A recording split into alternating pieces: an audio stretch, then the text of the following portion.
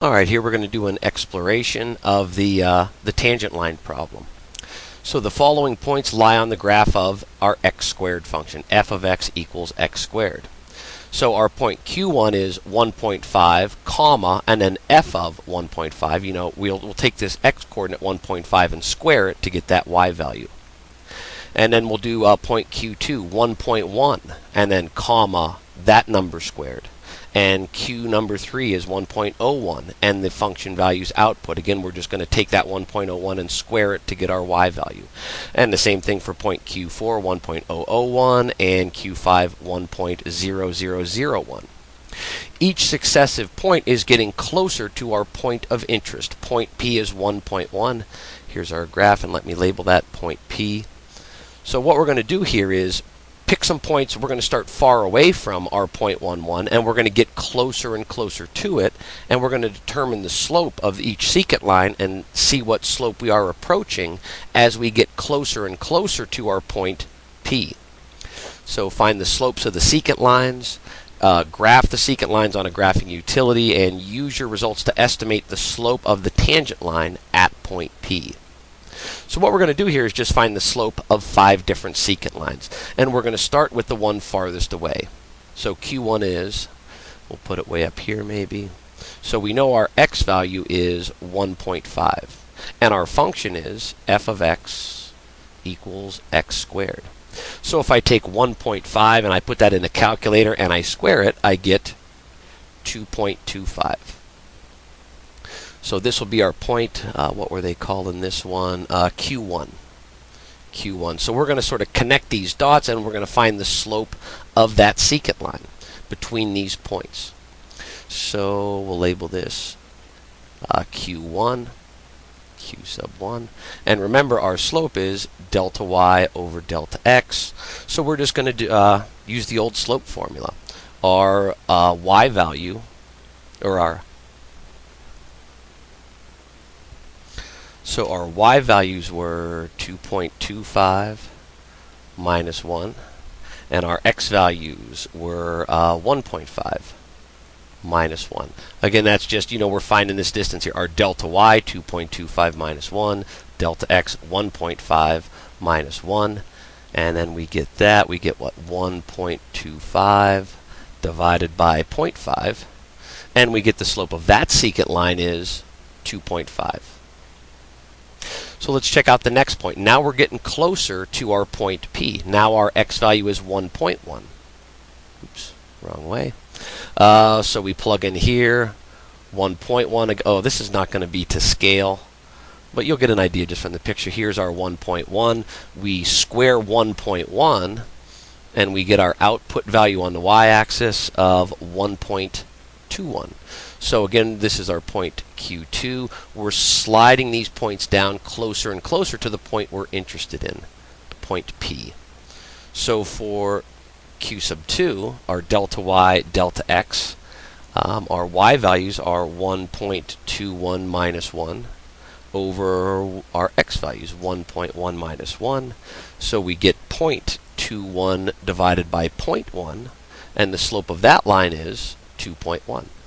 So our slope was 2.5, and now it's down to 2.1. Our slope is, getting not as steep. Our slope is sort of coming down. And that makes sense from the picture. So let's work a little bit closer now. Our point Q3. Again, we're sliding down toward that point P. For Q3, our x value was 1.01. So, I'm going to squeeze it in here, 1.01. And if we square that, our value on the y-axis is 1.0201. And we'll find the slope, between that point Q3 and our point P that we're interested in. So our Q3, our change in y values are 1.0201 minus 1, divided by the change in x, 1.01 minus 1. So we get 0.0201 divided by 0.01. And we divide that out, and we get 2.01. And actually, let me rewrite these up here, because I'm going to have to erase some of that to get a little more room. There's our Q1 slope, Our Q2 was 2.1. We just found Q3 was 2.01. Okay, let's keep going. We got a couple more points to do here. Let's see here, point Q4. Our x value is now 1.001. So again, I'm going to try to squeeze it in here, 1.001, and we hit the curve. That'll be our point Q4. And we look over here on our y output. It is now 1.002. Again, we're getting closer to our value of 1 on both axes, x and y. So let's find the slope between Q4 and our point P. So our change in the y-axis is 1.002 minus 1. Our change in x is 1.001 minus 1, which gives us 0.002 divided by 0.001, and we get a nice even number of 2. So our Q4 is equal to 2. Oops. And the last one is Q5. Q5 is, we just put another 0 in between the decimal and the 1, 1.0001. So again, that's kind of hard to squeeze it in here, 1.0001. We're getting closer and closer to our point P on the x-axis. We're getting closer and closer to point P on the y-axis, so we're getting a better and better estimate. So our point Q5 in here, when we plug in our x value 1.0001, on the y-axis we're getting real close here. It's 1.0002. So let's find the slope of this last one here. Our numerator is 1.0002 minus 1 divided by our change in x, and we get 0.0002 minus 0.0001. And again, that divides out to a nice perfect 2. So Q5 equals 2. We're getting closer and closer to our point of interest, 1, 1, and look what happens to our slope. 2.5, 2.1, 2.01, 2, 2. So it's, it's a good estimate that as we're right on top of point P, the slope of that tangent line is going to be 2. M is going to equal 2. And that's the idea of that limit process. Our delta x, our change on the x-axis. Let me clean some of this up. We started out at our point P at an x value of 1, and we started way out here at, I think it was 1.5, and then we did closer and closer numbers. Remember, this is our delta x, the distance between our point P and the point that we're going to use to make the slope of our secant line. What we were doing was making that delta x smaller and smaller. We kept choosing points closer and closer to 1. The idea of a limit is we can make delta x incredibly small, almost infinitely small. So basically our point would lie almost right on top of point P, 1, 1. Point P is 1, 1. How close can you get to point P without actually getting on top of it? Well, imagine we could make an x value 1.0000. We could have a whole bunch of zeros in here, as many as we wanted to. Here I only got a handful. You could have 100 zeros in there. 1.1,000,000 zeros and 1, and you'd get the y value that goes with it. You're incredibly close to point P without being right on top of it. Our limit process kind of allows us to jump right on top of point P and find that exact slope occurring at that point. Okay, in this second exploration, we're going to find the area under a curve, or an estimate for the area under that same curve. Our curve again is f of x equals x squared.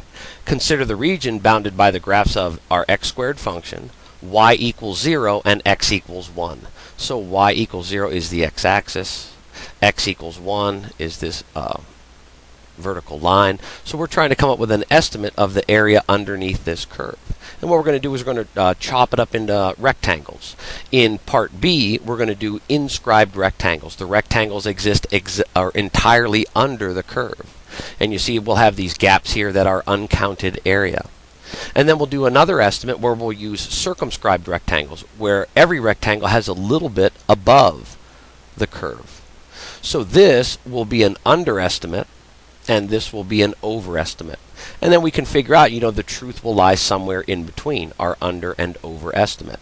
And here we're going to just chop it up into our our x-axis up into 5 segments. So in the first part, we'll have 4 rectangles under the curve, and in part C, we're going to have 5 rectangles that exist above the curve. So let's see here. Maybe I can make this bigger. It might be a little easier to see what I'm doing with this x-axis. Okay. You can see here we chop this up into 5 sections. These x values chopped it up. So we chop between 0 and 1 up into 5 subintervals. So we're in fifths. Our first x value is 1/5. Our next one will be 2/5, 3/5, 4/5, and 5/5. So those are our x coordinates, and those are going to go into the squaring function. So we'll get the height of each rectangle. You know, if we can consider this one of our points, 0/5. If I plug in 0, I get 0 squared, which is 0. So we do have sort of a first rectangle here, but it has 0 height. So this doesn't count at all. Our next rectangle, if we plug in 1/5 into the squaring function and square it, the height of that rectangle will be 1/5 squared, or 1/25. If I take my next x value, 2/5, and plug it into the squaring function and square it, I get 4/25. The next fraction is 3/5, and if I square that, I get the height of this rectangle, which is going to be 9/25. And this one here, our 4/5, I plug it in and I square it. That's the height of this rectangle. 4/5 squared is 16/25. So I want to sum up each of these rectangles. Each rectangle has a uniform base. The base of each rectangle is 1/5. And then these are the heights of each rectangle. So if I wanted to sum them up, I'd have base is 1/5 times the height of 1/25. Plus, the next rectangle has a base of 1/5 times a height of 4/25. And the next rectangle has a base of 1/5 times a height of 9/25. Plus, our last rectangle has a base again of 1/5 and a height of 16/25. And that's a times in there. Now, to make this a little bit easier, every term here has a 1/5. I'm going to factor it out. So we're going to have 1/5 times the quantity, the sum, 1/25 plus 4/25 plus 9/25 plus 16/25. And I can add up those fractions. It's real nice. They all have a common denominator. See here, 1 plus 9 is 10. 4 plus 16 is 20. So there we have 10 plus 20 is 30/25. And I could multiply across and reduce, or I like to reduce beforehand. I can factor a 5 out of here and a 5 out of here and make that a 6. So I'm left with a numerator of 6, a denominator of 25. Here we have 6/25. And you know, when I was doing this problem myself, I wanted to estimate that area. Am I close or in the ballpark of the right answer? Well, if I look at this red square here, that's a 1 by 1 square. 1 times 1 is 1. I'm definitely less than that, less than half. So 6/25 looks like a good estimate. And remember, that's an underestimate. We have this area that's under the curve but above the rectangles that was not counted. So 6/25 is going to be an underestimate. Let me make a new page here. And that was our inscribed. So our inscribed rectangles gave us an area of 6/25, and we know that is an underestimate. It's less than the true area under that curve. Okay, so that was part B here, our inscribed rectangles. We're going to do the same problem, but we're going to use circumscribed. And it's going to be very, very similar to what we just did. Actually, our x values will be the same. Here's our 1/5, 2/5, 3/5, 4/5. In the previous one, we had 4 rectangles. Our first rectangle had a height of 0. So that didn't count, and we had 4 rectangles with area. Now we're actually going to have 5 rectangles. So we have one more rectangle here. Let's see here. The base of each rectangle, again, is going to be 1/5. We plug in our heights and square it. So now our first rectangle will have area. And I like to think about it this way. You know, here we plugged in an x value, we went up, we hit the curve, and we took a right-hand turn to stay under the curve. let's see here, this one, we went up, we hit the curve, and we went over right to the next x value, so that was the height of that rectangle. Now instead of hitting the curve and making a right, we're going to hit the curve and take a left until we hit the next x value. So each rectangle again is going to have a base of 1/5, so I can sort of factor that out at the beginning here. And let's sum up the height of our rectangles. Well, now our first rectangle does have height. We plug in 1/5 and we square it, just like in the previous part. 1/5 squared is 1/25. Plus, we plug in the second rectangle's x value, go up, hit the curve, and go over. So this height is 2/5 squared, or 4/25. Our next rectangle, up, hit the curve, and go over. 3/5 squared is 9/25. Plus, we take this one up, over, and square it, and we get 16/25. Those are the exact values that we had in the last problem. But now we have our final rectangle. This 1 is 5/5. So I plug in that x value, I go up, I hit. Where do I hit? At exactly 1, or let's keep our common denominator. 5/5 squared is 25/25. Again, very similar to the last problem. The only difference is this last term here. So let's add it up. 1/5. And we have 1 and 9 is 10, and these two add up to 20, so that's 30. 30 plus 25 is 55/25. And again, on the diagonal, I can reduce. Factor out of 5, that becomes a 1. 5 out of here becomes 11. We multiply straight across and get 11/25. Again, it's less than the area of 1, so I know we're probably close to the ballpark. And our inscribed, so this is our circumscribed rectangles, gave us 11/25. And again, that is an overestimate. We had area that was counted in the rectangles, but existed above the curve. So this is our overestimate part. So now we have an underestimate, we have an overestimate, 6/25 and 11/25. The true area under that curve has to lie somewhere in between. These little explorations will help with a couple of those homework problems.